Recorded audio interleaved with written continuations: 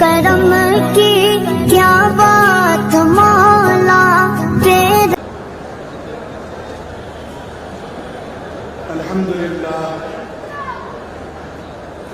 الحمد للہ رب العالمین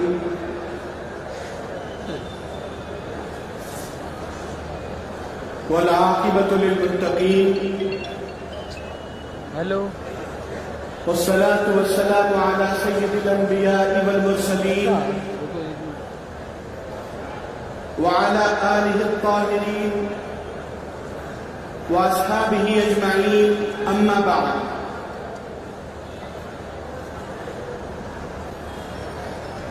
قال اللہ تبارک و تعالی فی کلامہ العظیم: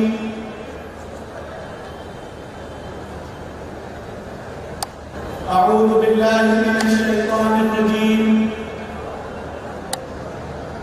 بسم اللہ الرحمن الرحیم.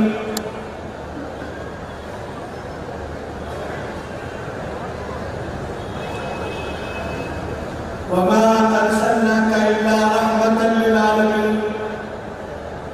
صدق اللہ مولانا العظیم. وقال تعالی: ان اللہ وملائکته یصلون علی النبی یا ایھا الذین آمنوا صلوا علیہ وسلموا تسلیما. اللهم صل علی سیدنا شفیعنا حبیبنا نبینا مولانا محمد بارک وسلم. تعالی اللہ ذات مصطفیٰ کا حسن داستانی. تعالی اللہ ذات مصطفیٰ کا حسن داستانی کہ یکجا جمع ہے جس میں تمام اوصاف امکانی. کہ یکجا جمع ہے جس میں تمام اوصاف امکانی. دعائے یونسی، خلق قلیلی، صبر ایوبی. دعائے یونسی، خلق قلیلی، صبر ایوبی، جلال موسوی، زہد مسیحی، حسن کنعانی صلی اللہ علیہ وسلم. ڈھونڈنے والا ستاروں کی گزرگاہوں کا، ڈھونڈنے والا ستاروں کی گزرگاہوں کا، اپنے افکار کی دنیا میں سفر کر نہ سکا. جس نے سورج کی شعاعوں کو گرفتار کیا، زندگی کی شب تاریک سحر کر نہ سکا. شہنشین پر تشریف فرما تقدس مآب حضرت مولانا مقبول ملت سید احمد پاشا قادری صاحب حفظہ اللہ تعالی، ملکی مجلس اتحاد المسلمین اور رکن اسمبلی یاقوت پورہ، مجلس اتحاد المسلمین کے معزز اراکین اسمبلی، قائدین، علماء کرام، مشائخ اعظام اور حاضرین محترم، سوشل میڈیا کے ذرائع سے سننے والے مرد و خواتین، السلام علیکم ورحمۃ اللہ وبرکاتہ. عزیزان گرامی،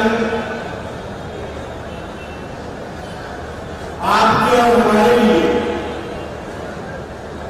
سعادت مندی کا موقع ہے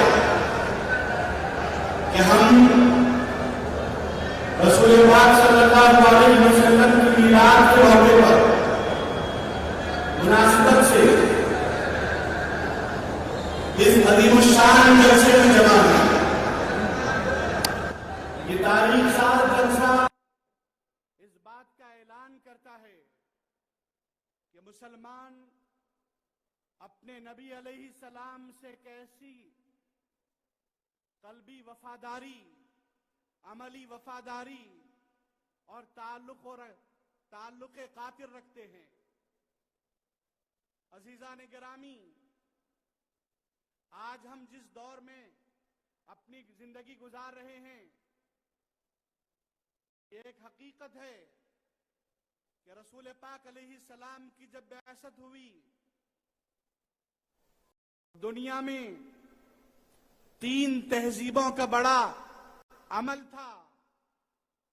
ایک تو عرب تہذیب، دوسرے ایرانی تہذیب اور تیسرے رومی تہذیب. پوری دنیا میں ان تین تہذیبوں کو مقام و مرتبہ حاصل تھا. اور ادھر روم اور ایران کی طرف دیکھا جائے تو یہ دونوں سپر پاور کہلاتے تھے. باقاعدہ ایک رومن امپائر کھڑا تھا. اس کے بالمقابل فارس کا ایک مکمل نظام تھا جس کو آپ اور ہم ایران کے نام سے یاد کرتے ہیں. رومن امپائر کا پایہ تخت اٹلی تھا اور آدھی دنیا سے زائد مقام پر ان کو رتبہ حاصل تھا. ایسے میں نبی پاک صلی اللہ علیہ وسلم کی بعثت ہوتی ہے اور صرف یہی نہیں کہ انہیں اپنے اپنے طور پر ایک مقام اور مرتبہ حاصل تھا، باقاعدہ ان کے لقب مقرر تھے. جو رومن امپائر ہے اس کے بادشاہ کو قیصر کے نام سے یاد کیا جاتا تھا. اس کے بالمقابل ایران کا جو بادشاہ ہے وہ کسرا کہلاتا تھا. ان حالات میں ان تمام بادشاہوں کا مقصود اپنے جاہ و جلال کو بلند کرنا، مادیت، عیش پرستی اور اپنے آپ کو دنیا میں دوسروں کے مقابل بڑا سمجھنا تھا. کوئی عظیم مقاصد، انسانیت کے بنیاد پر مقاصد، انسانی حقوق کی بنیاد پر کوئی مقصد ان کے پاس تھا، نہ ان کا کوئی لائحہ عمل تھا. عزیزان گرامی، ایسے دور میں نبی آخر الزماں صلی اللہ علیہ وسلم کی بعثت ہوتی ہے اور اللہ فرماتا ہے وَمَا أَرْسَلْنَاكَ إِلَّا كَافَّةً لِلنَّاسِ. اے حبیب، آپ کسی خاص علاقے کے لیے، خاص مقام کے لیے، خاص ریجن کے لیے اور خاص لوگوں کے لیے نہیں بھیجے گئے، آپ ساری انسانیت کے لیے مبعوث فرمائے گئے.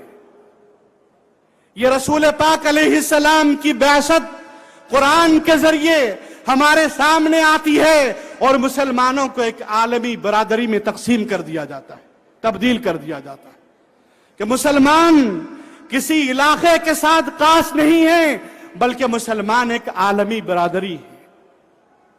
اور رحمت عالم صلی اللہ علیہ وسلم کی تعلیمات کا خلاصہ بھی یہی ہے کہ آپ نے مادیت کی بنیاد پر، شخصی بنیادوں پر اور اپنی ذات کی بنیاد پر یا پھر عیش و عشرت کو بنیاد بنا کر فیصلے نہیں کیے، بلکہ آپ نے وہ تعلیمات عطا فرمائیں جس نے انسانیت کو رعب و دبدبہ عطا کیا، انسانی زندگی کو زندگی گزارنے کے رمز سکھائے، انسان کو انسان بنایا اور انسان کو عظیم مقام عطا فرمایا. انسان کے سامنے زندگی گزارنے کے اعلیٰ و عرفہ راستے کھول دیے وہ رحمت عالم صلی اللہ علیہ وسلم. عزیزان گرامی، آپ اور ہم رحمت عالم صلی اللہ علیہ وسلم کے انقلاب کو دیکھتے ہیں تو وہ ایک ایسا انقلاب تھا جو زمین کے ہر حصے پر اپنے اثرات کو مرتب کیا. شمال سے جنوب تک، مشرق سے مغرب تک نبوی انقلاب کی روشنی نظر آنے لگی. یہ نبی کریم علیہ السلام کی تعلیمات کی حقانیت کی دلیل تھی. آپ اور ہم جس آقا و مولا علیہ السلام کا تذکرہ کرنے کے لیے جمع ہیں، آپ کو معلوم ہے ان کا مقام کیا ہے.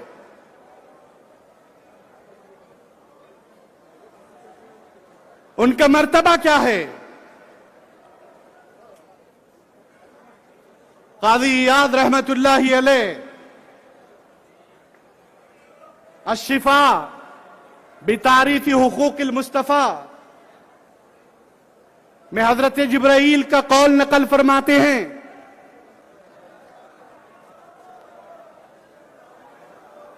ہمارے درمیان صدر کل ہند مجلس اتحاد المسلمین، نقیب ملت الحاج اسد الدین اویسی صاحب تشریف فرما ہیں. آپ حضرات اطمینان سے تشریف اپنی جگہ بیٹھیں. قاضی عیاض رحمت اللہ علیہ ایک قول نقل فرماتے ہیں کس کا قول ہے؟ جبرائیل علیہ السلام کا۔ اس روایت کو بیان کرنے والی ام المومنین سیدہ عائشہ رضی اللہ عنہا ہیں۔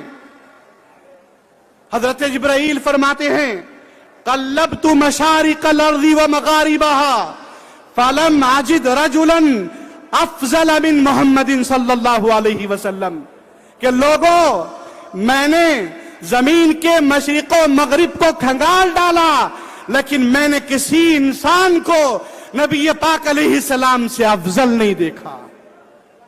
یہ حضور کا مقام ہے، یہ رسول پاک علیہ السلام کا مرتبہ ہے۔ اور عزیزان گرامی، میں بات علم کی کر رہا تھا۔ حضور پاک علیہ السلام کے علم کا عالم کیا ہے؟ مسند احمد بن حنبل کی یہ حدیث اگر میں آپ کو سناؤں تو شوق کے مارے آپ کی کیفیت تبدیل ہو جائے گی۔ رسول پاک علیہ السلام مسجد نبوی میں تشریف فرما ہیں، مجلس نبوی منعقد ہے، صحابہ کا جھرمٹ اطراف میں ہے۔ ایک صحابی تشریف لاتے ہیں، ان کا نام حضرت وابصہ جوہانی رضی اللہ عنہ ہیں۔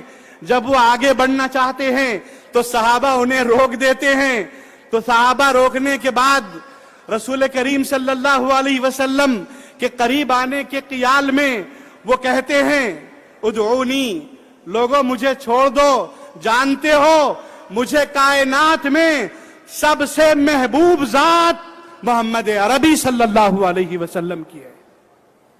حضور یہ کلمات سن لیتے ہیں، فرماتے ہیں ادعوہ، اے میرے صحابہ وابصہ کو چھوڑ دو۔ حضرت وابصہ آگے بڑھتے ہیں، رسول پاک علیہ السلام فرماتے ہیں ادنو یا وابصہ، وابصہ قریب آؤ۔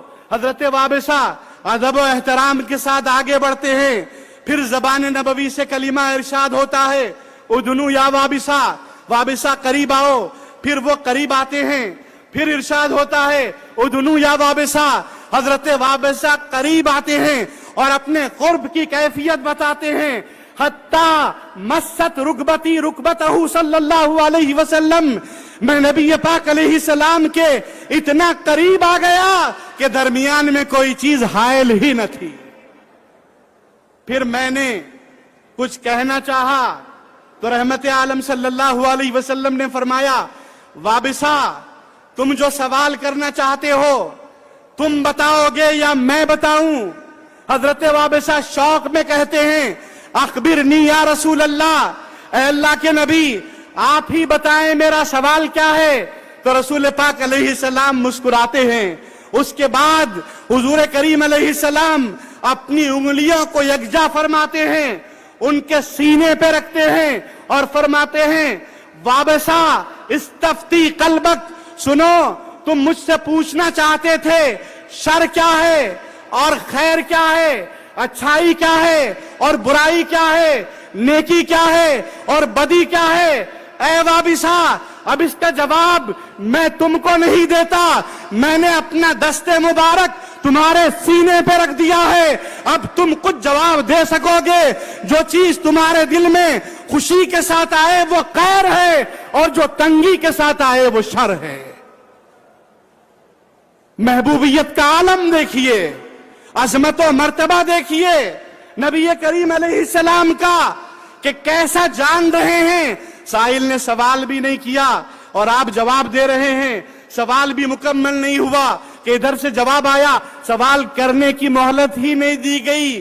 سوال بھی بتایا، جواب بھی بتایا اور سوال جواب ہی نہیں بتایا بلکہ اس کے بعد کے لیے ان کے دل کو ایسا کشادہ کر دیا کہ ان کا دل خود جواب دینے کے قابل بن گیا۔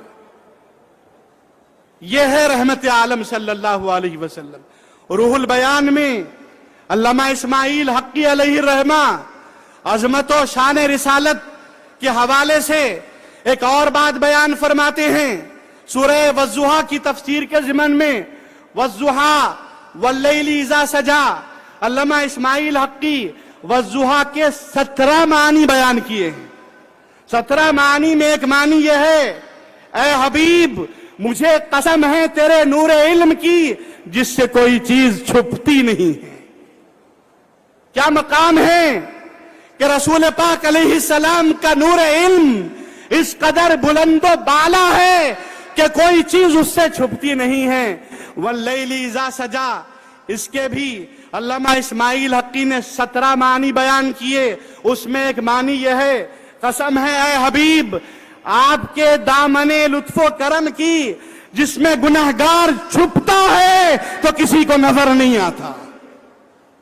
رسول کریم علیہ السلام کا دامن لطف و کرم ایسا عظیم کہ اس میں گنہگار چھپ جائے کوئی فرشتہ دیکھ نہیں پاتا.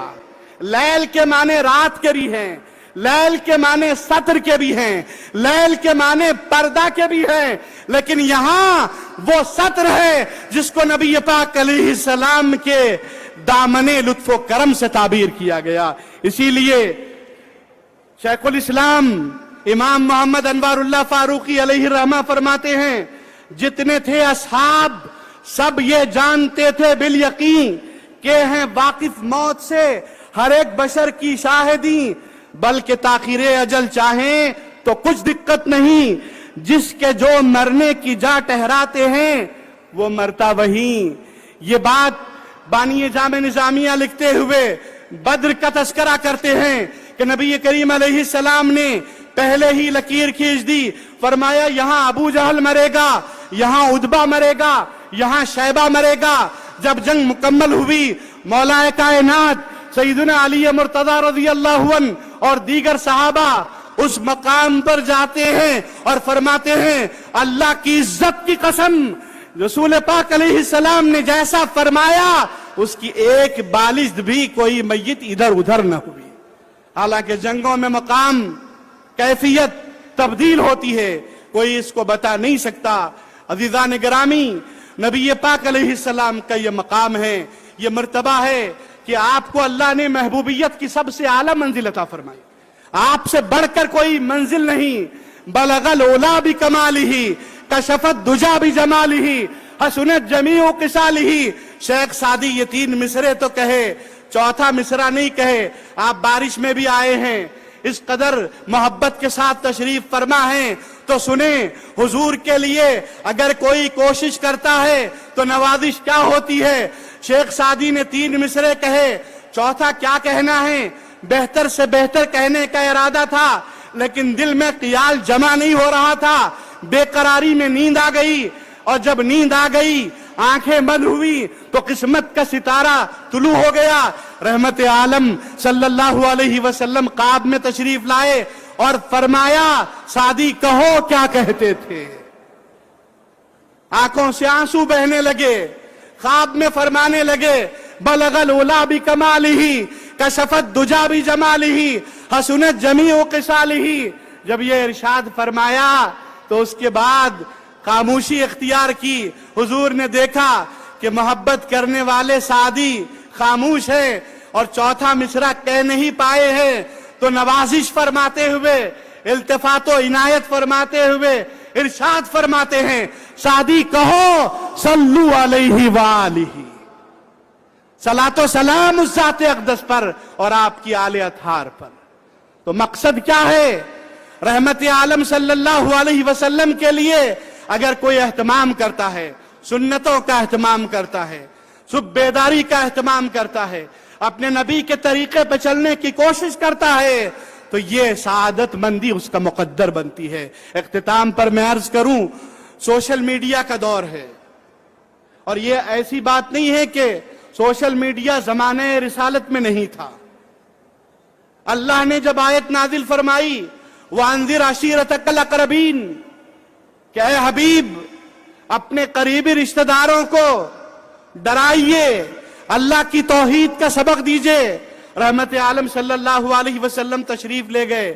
کہاں؟ صفا پہاڑ پر. صفا پہاڑ کیا تھا؟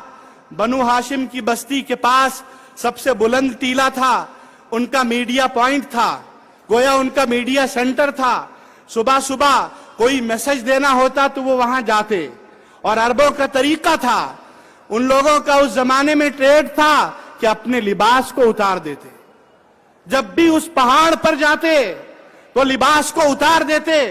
جامع نظامیہ کی عالمی شہرت یافتہ محقق ریسرچ اسکالر ڈاکٹر حمید اللہ علیہ الرحمہ نے اس واقعے کو اپنی فرانسیسی سیرت میں بیان کیا ہے، جس کا انگریزی اور اردو میں اور عربی کے علاوہ کئی زبانوں میں ترجمہ ہوا۔ انہوں نے یہاں پوائنٹ آؤٹ کیا کہ حضور پاک علیہ السلام جب وہاں تشریف لے گئے تو عربوں کے طریقے کے مطابق لباس کو اتار کر نہیں گئے، پوری جامہ زیبی کے ساتھ موجود تھے۔ یعنی حضور نے پیغام دیا کہ تم اپنے زمانے کا سوشل میڈیا ضرور استعمال کرو، لیکن اس کے رائج طریقے کے مطابق نہیں، اسلامی احکام کے مطابق، اسلامی شرائط کے روشنی میں، اسلامی کیفیات کے ساتھ استعمال کرو۔ اور عزیزان گرامی، آج نوجوان نسل کو اور ہماری خواتین کو اس پہلو پر غور کرنے کی ضرورت ہے، اس لیے کہ سوشل میڈیا کے ذریعے ذہن سازیاں ہو رہی ہیں، دین سے ارتداد کی طرف، لادینی کی طرف لانے کی سازشیں رچی جا رہی ہیں۔ ان حالات میں امت مسلمہ کے باشعور نوجوانوں کی اور خواتین کی ذمہ داری ہے کہ وہ سوشل میڈیا کے اس پلیٹ فارم کو اسلام کی سچائی سے واقف کروانے کے لیے استعمال کریں، دین کی سربلندی کے لیے، اسلام کے احکام کو آگے بڑھانے کے لیے استعمال کریں۔ اللہ تعالیٰ مجھے اور آپ سب کو اس کی توفیق عطا فرمائے۔ وصلی اللہ تعالیٰ علی خیر خلقہ اجمعین والحمد للہ رب العالمین۔